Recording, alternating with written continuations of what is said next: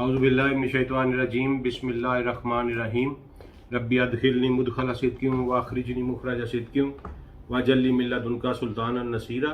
अस्सलामु अलैकुम व रहमतुल्लाहि व बरकातहू। तीसरा हिस्सा इमाम महदी का आज हम कंक्लूड करेंगे। ये तीसरा हिस्सा लेकर आज फिर अब्दुल सलाम आरफ आपकी खिदमत में हाज़िर है।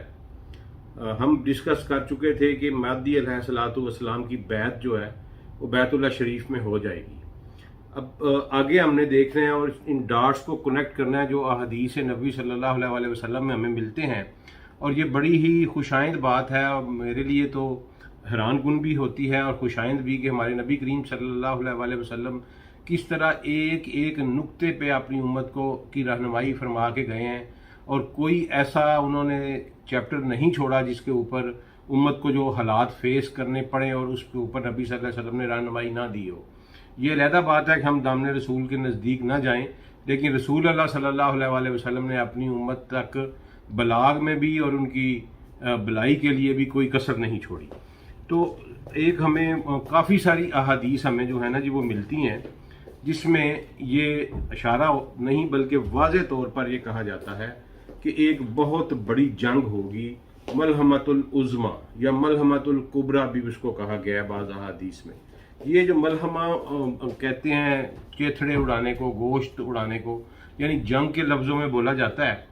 और ये जो है ये बिल्कुल अगर डाट कनेक्ट करें हम, क्योंकि इस वाली जो हदीस है मलहमा वाली वो मैं आपको बयान कर देता हूँ। ये कोई तकरीबन काफ़ी सारी हमें हदीस की किताबों में मिलता है कि जिसमें ये एक बहुत बड़ी जंग होगी। उसमें बुखारी में जो है वो 3176 है, माजा में 4089 है और मुस्नद अहमद में 12839 है। ये मैंने रेफरेंस दिए हैं। बाकी बहुत सारी ये तवातर के साथ समझ लें हर किताब में ये हदीस मौजूद है जिसमें नबी करीम सल्लल्लाहु अलैहि वसल्लम ने फरमाया है कि रूमी जो है यानी यूरोपियन अक़वाम जो है वो 80 झंडे लेके तुम्हारे खिलाफ लड़ने के लिए आएंगे और हर झंडे के नीचे 12,000 फौज होगी।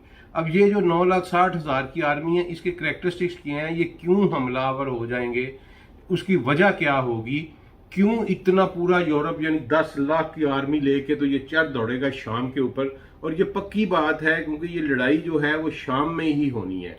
और ये लड़ाई इमाम महदी के साथ मैं इसका डाट इस तरह कनेक्ट करता हूँ कि नबी करीम सल्लल्लाहु अलैहि वसल्लम ने इस हदीस में फरमाया है कि मैंने आपको पहले भी प्रेजेंट की थी हदीस कि इमरानुल बैतुल मक़दस जब होगा तो यसरब खराब होगा, जब यसरब खराब होगा तो जंग वर्ल्ड वार का आगाज होगा। वर्ल्ड वार का जो आगाज है उसकी वजह से कुस्तुनतुनिया फतह होगा और कुस्तुनतुनिया की फतह के बाद दजाल का खरूज होगा। इसका मतलब है कि दजाल जो है वो कुस्तुनतुनिया की फतह के बाद निकलेगा। उससे पहले के जितने मामलात हैं वो सारे के सारे महदी अलैहिस्सलातु वस्सलाम डील कर रहे होंगे।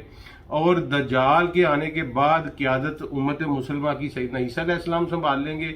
लेकिन उनसे पहले के जो वाक़यात हैं हम उनके ऊपर डिस्कस करें तो ये पक्की बात है कि ये जो इमरानुल बैतुल मक़दस और ख़राबुल यस्रब वाली बात है ये महदी अलैहिस्सलाम के दौर में ही होगी।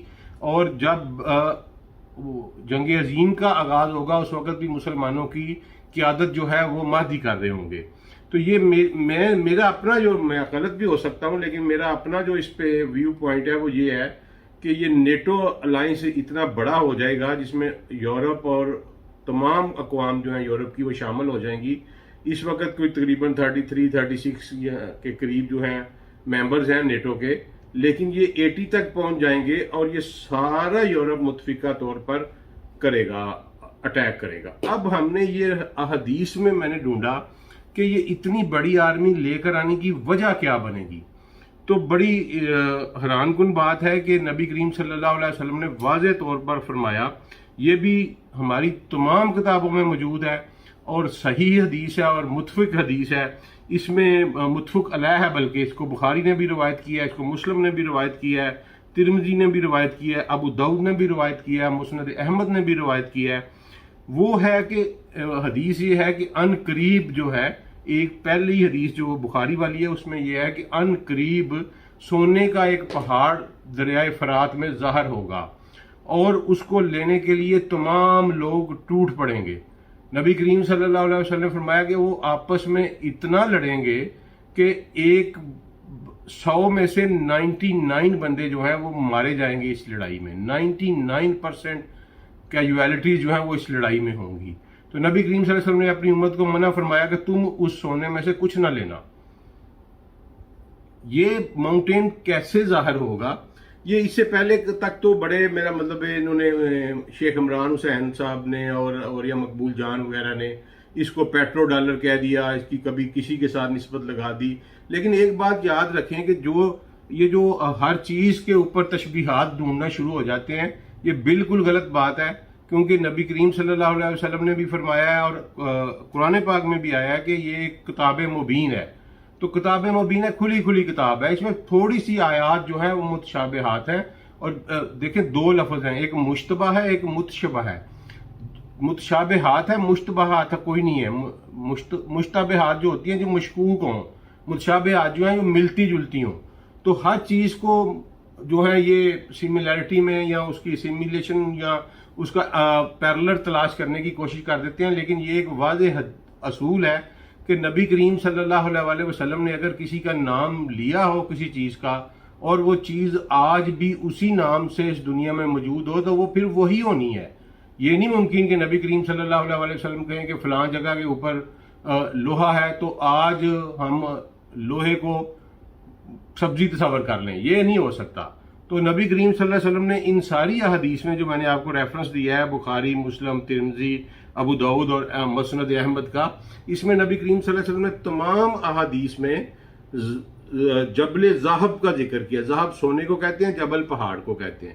تو جبل ذہب کا ذکر کیا، سونے کا پہاڑ نکلے گا. اور اس میں واضح طور پر آگے جو حدیث آتی ہیں، پرٹیکولرلی مسند احمد کی جو 2 احادیث ہیں، اس میں تو نبی کریم صلی اللہ علیہ وسلم نے یہ فرمایا ہے کہ دریائے فرات سرک کر ایک سونے کے پہاڑ کو ظاہر کرے گا. یعنی ہم سب سائنٹسٹ ہیں، سائنس پڑھے ہوئے لوگ ہیں، ہم سمجھتے ہیں کہ اوریجن آف ریور جو ہے وہ کوئی بہت بڑا اوریجن ہوگا اور اس کا جو بیڈ ہے وہ چینج ہوگا اور اس کے نیچے سے سونا نکل آئے گا. اور آپ کو حیران کن بات ہے کہ یہ 2021 میں جب فرات کا پانی بہت سارا نیچے گیا، ترکی نے ایک بہت بڑا ڈیم بنایا ہے فرات کے اوپر. اس ڈیم کی وجہ سے جب والیوم آف واٹر کم ہوا ہے تو اس کے نیچے سے سونے کے ذرات نکلنا شروع ہو گئے ہیں. اس کو پلیسر گولڈ کہتے ہیں. ٹھیک ہے جی، جو سونے کے ذرات ہوتے ہیں ان کو پلیسر گولڈ کہتے ہیں مائننگ کی لینگویج میں. تو پلیسر گولڈ کافی مقدار میں وہاں سے برآمد ہوا ہے اور دنیا ساری حیران ہے کہ اس کا مطلب ہے کہ اس کے نیچے کہیں نہ کہیں سونے کے ذخائر موجود ہیں. تو نبی کریم صلی اللہ علیہ وسلم نے فرمایا کہ یہ سونے کا پہاڑ جب نکلے گا تو اس کے اوپر سارے ٹوٹ پڑیں گے اور پھر یہ سارے کے سارے جو ہیں ان جو فائنینشیل اور مالی ریسورس ہوگا اس وقت، بہت بڑا سونے کا ذخیرہ جو دریافت ہوگا فرات کے نیچے سے، اس کے اوپر لڑائی ہوگی اور اس کے پیچھے یہ جو آرمیز ہیں یورپ کی یہ لے کے آئیں گی. کیونکہ ان حدیث میں نبی کریم صلی اللہ علیہ وسلم نے اس سے پہلے ایک اور بات بڑی خوبصورت کی ہوئی ہے. انہوں نے کہا ہے کہ تم اور رومیوں کے درمیان صلح ہو جائے گی اور تم مل کر ایک مشترکہ دشمن کا مقابلہ کرو گے. مصنف ابن ابی شیبہ کی جو حدیث ہے اس میں یہ ہے کہ تم مل کر ایک مشترکہ دشمن کا مقابلہ کرو گے جو تمہاری پشت پر ہوگا اور تم اس کو شکست دو گے، تم فتح یاب ہوگے. تو یہ میں نے جو اسے نتیجہ اخذ کیا ہے، آئی مائٹ بی رانگ، لیکن میری ریسرچ کے مطابق یہ جنگ ہو چکی ہے. مسلم ورلڈ کا اور پوری یورپین ویسٹرن ورلڈ کا ایک الائنس بنا تھا اگینسٹ USSR اور سوویت یونین کے، اور ہم نے مل کر ان کے ساتھ جنگ لڑی تھی. اور سوویت یونین اگر آپ دیکھیں تو اگر اسلامی دنیا اور پوری یورپ دیکھیں تو ہماری پشت کے اوپر جو ہے ہم سب کی، اگر ہم آپس میں فیس ٹو فیس کھڑے ہوں یورپین قومیں اور ایشین اقوام یا مسلم ورلڈ کی قومیں، تو ہماری پشت کے اوپر سارے کا سارا سوویت یونین بنتا ہے. تو اس کا مطلب ہے کہ یہ میرے اندازے کے مطابق کہ یہ جنگ ہو چکی ہے. ہم نے ایک مشترکہ دشمن کے خلاف مل کے جنگ لڑ لی ہے، اس کو ہم شکست دے چکے ہیں. اور اس کے بعد نبی کریم صلی اللہ علیہ وسلم نے فرمایا کہ پھر صلیبی جو ہیں وہ نعرہ لگائیں گے کہ ہم یہ صلیب کی وجہ سے فتح ہوئی ہے تو تمہاری صلح ان سے ٹوٹ جائے گی. ایک مومن اٹھے گا اور وہ صلیب توڑے گا جس کی وجہ سے وہ غصے میں آ جائیں گے اور معاہدہ توڑ دیں گے. وہ جب معاہدہ توڑیں گے تو اس کے بعد یہ 9,60,000 کی فوج آئے گی.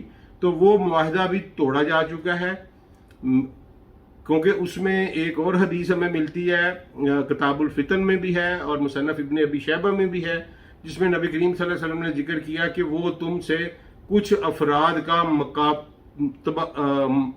مطالبہ کریں گے کہ یہ بندے ہمارے حوالے کرو. تو مسلمان جو ہوں گے وہ کہیں گے کہ ہم کیوں اپنے بھائیوں کو تمہارے حوالے کریں.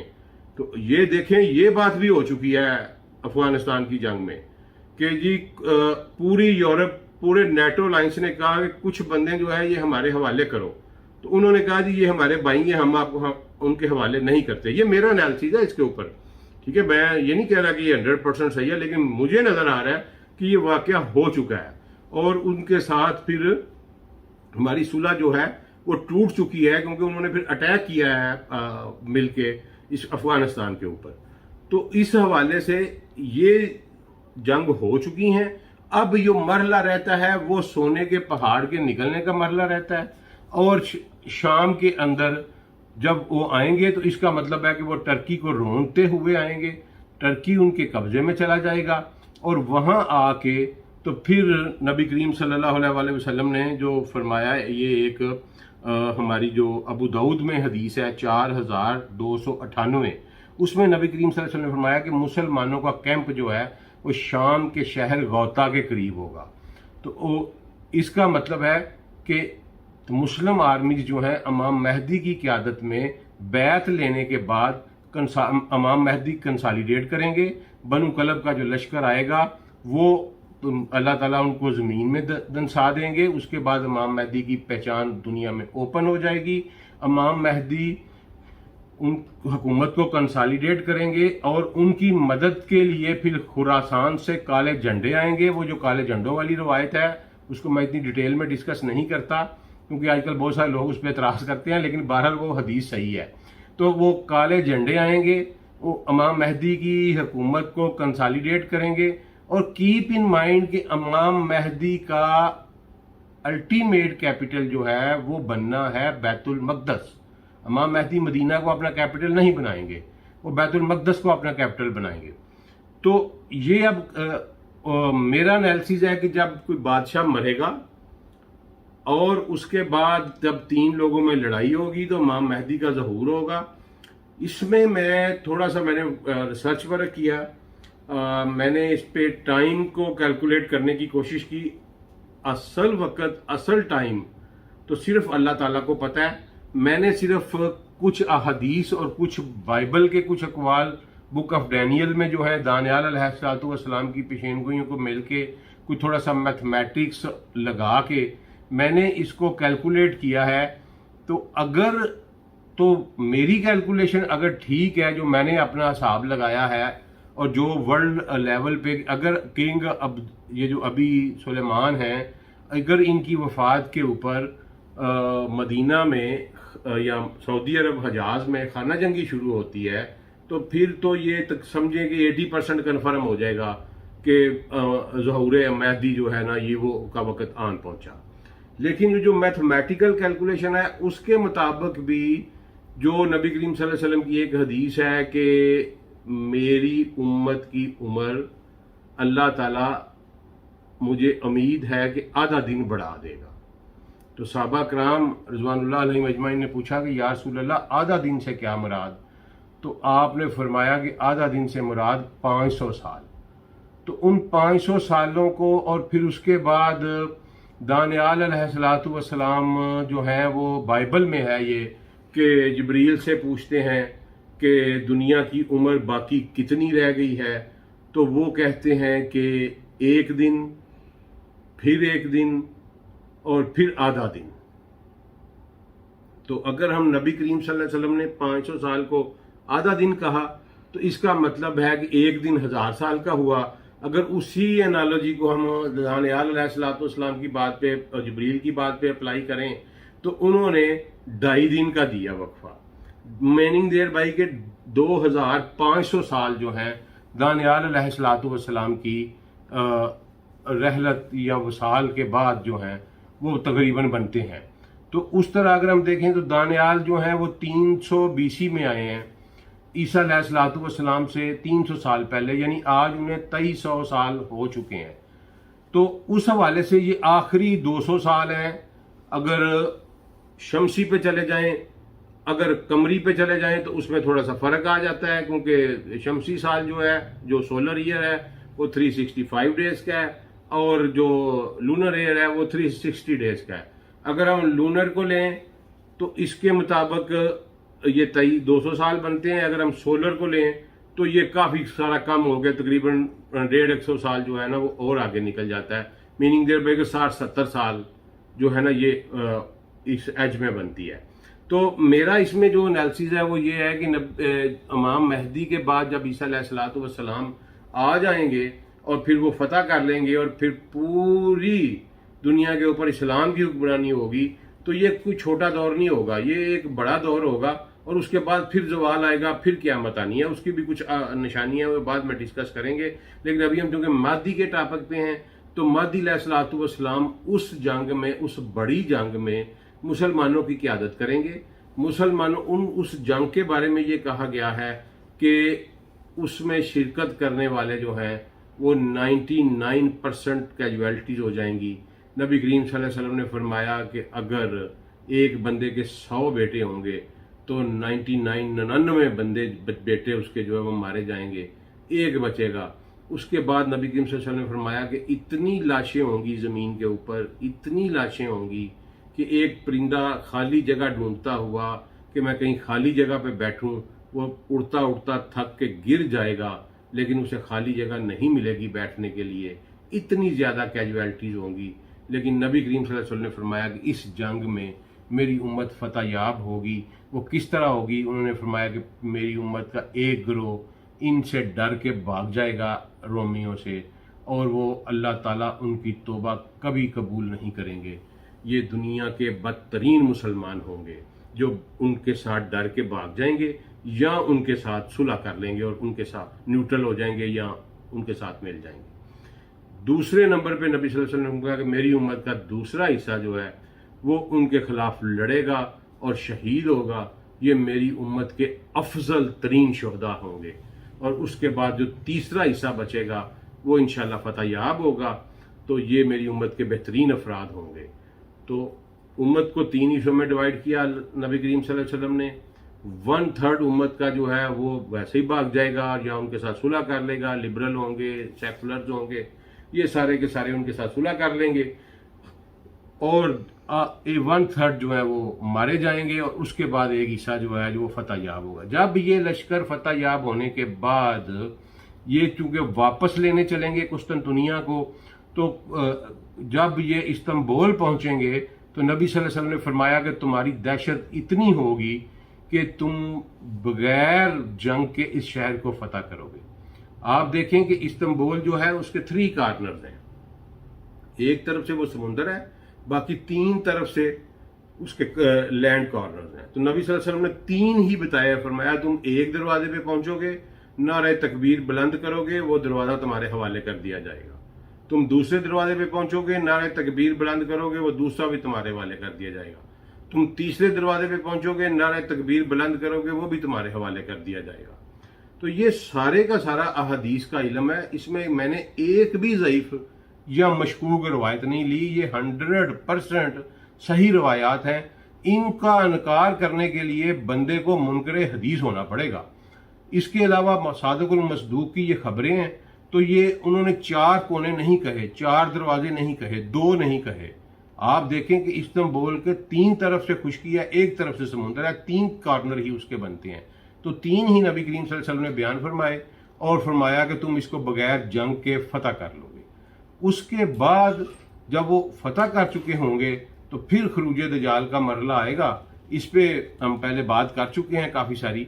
लेकिन इमाम मेहदी का जो है ये रोल जो है अभी यहाँ ख़त्म नहीं होता। नबी करीम सल्लल्लाहु अलैहि वसल्लम ने फरमाया कि तुम अभी इस्तांबुल या कुस्तुनतुनिया को फतह करके आराम कर रहे होगे कि एक आवाज़ आएगी कि मुसलमानों दजाल तुम्हारे घरों में दाखिल हो गया। तो वो 12 बंदे भेजेंगे پتہ کرنے کے لیے کہ کیا یہ بات حقیقت ہے۔ 12 سوار بھیجیں گے۔ نبی صلی اللہ علیہ وسلم نے فرمایا کہ میں ان کے نام، ان کے قبیلوں کے نام اور ان کی ولدیت بھی جانتا ہوں۔ جن 12 افراد کو وہ بھیجیں گے وہ اس وقت روئے زمین کے سب سے بہتر سوار ہوں گے، تو وہ ان کو بھیجیں گے اور امام مہدی علیہ السلام اپنی آرمی کنسالیڈیٹ کر کے واپس شام کا رخ کریں گے۔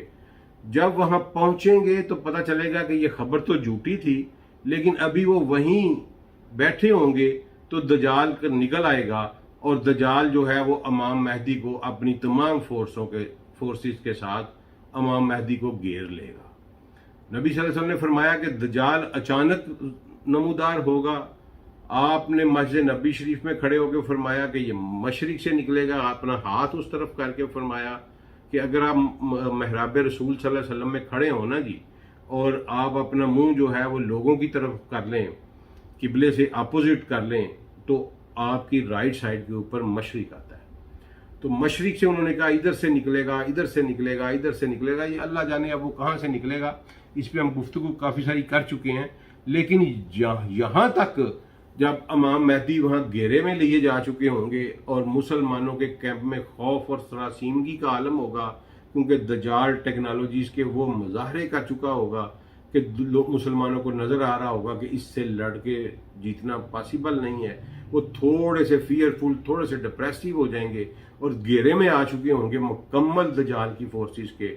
تو اس وقت عیسیٰ علیہ السلام جو ہیں وہ نزول کریں گے، 2 فرشتوں کے کندھوں کے اوپر انہوں نے ہاتھ رکھا ہوگا۔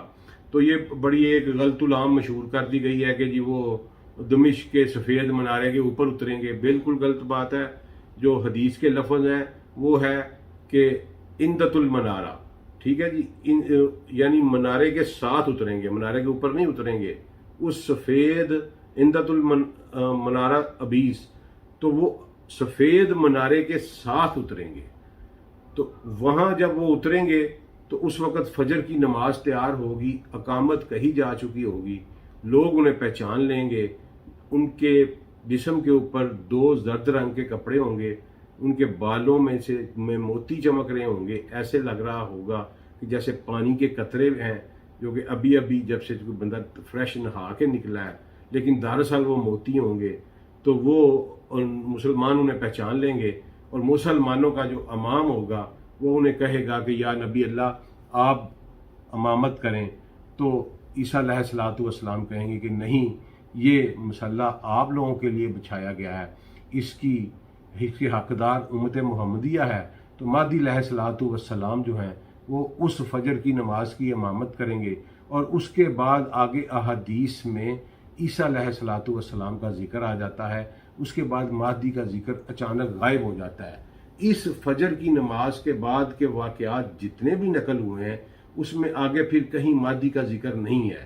تو اس کا مطلب میں نے یہ اخذ کیا ہے کہ مہدی جو ہیں وہ یا تو اس جنگ میں شہید ہو جائیں گے یا فوت ہو جائیں گے، یا پھر جو ہے وہ تھوڑی جنگ کے تھوڑی دیر بعد ہی وہ اپنے خالق حقیقی سے جا ملیں گے، کیونکہ کوئی ذکر نہیں ملتا۔ آگے عیسیٰ علیہ السلام کا ذکر ملتا ہے ان کا، اور پھر یاجوج مجوج کا، جو مرضی، لیکن مہدی علیہ السلام کا ذکر یہاں پہ بند ہو جاتا ہے۔ تو دوستو یہ کنکلوژن ہے میرا، یہ میں نے جو ابھی تک پڑھا تھا، جو اللہ تعالیٰ نے مجھے سجایا ہے، میرے شعور میں جو بات ڈالی ہے وہ میں نے آپ کے سامنے رکھ دی ہے۔ لیکن ایک بات بتاتا چلوں کہ مہدی علیہ السلام کے اوپر ہمارے پاس بڑے اسٹرانگ ایویڈنسز ہیں، احادیث، صحیح احادیث کی صورت میں، اور یہ سارے کے سارے امت کا اس کے اوپر اجماع چلا آ رہا ہے، 1400 سال کا اجماع ہے اس کے اوپر۔ اس کو آ کے توڑنے کی کوشش کی جو ہے یہ لانتی غلام احمد قادیانی، اور اس کے بعد آج کل جو ہے وہ بڑی شد و مد کے ساتھ جناب جوید احمد گامدی صاحب اس کا انکار کر رہے ہیں۔ دیکھیں میری بات سنیں، ایک حدیث کو ہم مانتے ہیں، ایک حدیث ہے وہ کہتے ہیں جی اس واسطے سے ہمارے تک پہنچی ہے، اس میں پہلا واسطہ اے ہے، دوسرا بی ہے، تیسرا سی ہے، اور آگے رسول اللہ صلی اللہ علیہ وسلم سے وہ سن کے تو ہمارے تک پہنچ گئی 4 واسطوں سے۔ ہم کہتے ہیں جی اس میں نبی صلی اللہ علیہ وسلم نے فرمایا کہ تم پر 5 وقت کی نماز فرض کی گئی ہے، ٹھیک ہے جی۔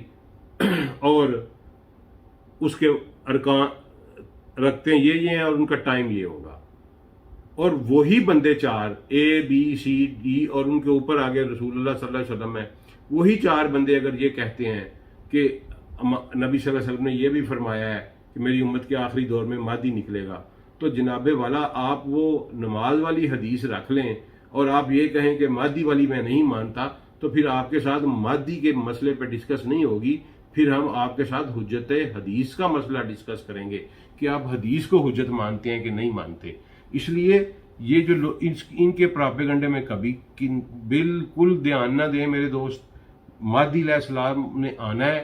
ہمارا اہل تشیعوں کے ساتھ جو اختلاف ہے، میں نے پہلے عرض کر دیے، وہ بڑا ضمنی اختلاف ہے، کیونکہ میرے اللہ کی قدرت سے کچھ بعید نہیں کہ ہو سکتا ہے وہ پیدا ہو گئے ہوں 1200 سال سے، اللہ نے کہیں روکا ہوا ہو، بالکل ہو سکتا ہے یہ، اور ہو سکتا ہے کہ وہ نہ ہوئے ہوں، وہ پیدا ہوں اور پھر ظہور پذیر ہوں۔